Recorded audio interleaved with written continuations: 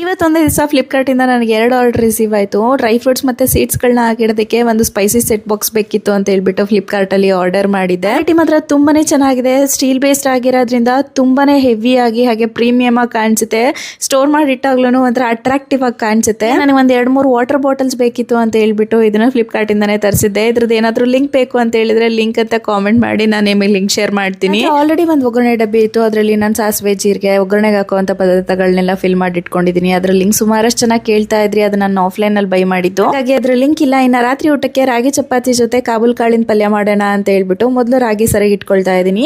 ರಾಗಿ ಮುದ್ದೆ ಉಳಿದಿತ್ತು ಅಂತ ಹೇಳಿದ್ರು ಅದರಲ್ಲೂ ಮಾಡ್ಕೊಳ್ಬಹುದು. ರಾಗಿ ಸರಿ ಮಾಡ್ಕೊಂಡು ಅದಕ್ಕೆ ಗೋಧಿ ಹಿಟ್ಟನ್ನ ಹಾಕಿ ಸ್ವಲ್ಪನೇ ನೀರು ಎಷ್ಟು ಬೇಕಾಗತ್ತೋ ಅಷ್ಟನ್ನ ಮಿಕ್ಸ್ ಮಾಡ್ಕೊಂಡು ಈ ರೀತಿಯಾಗಿ ಕಲಸಿ ಎತ್ತಿಟ್ಕೊಳ್ಬೇಕು. ಒಂದು 5-10 ನಿಮಿಷ ನೆನೆಯೋದಕ್ಕೆ ಎತ್ತಿಟ್ಟು ನಂತರ ಚಪಾತಿ ಹೇಗೆ ಉತ್ತೀವೋ ಹಾಗೆ ಉದ್ದಿ ಬೇಯಿಸ್ಕೊಂಡ್ರೆ ಮುಗಿತಷ್ಟೇನೆ.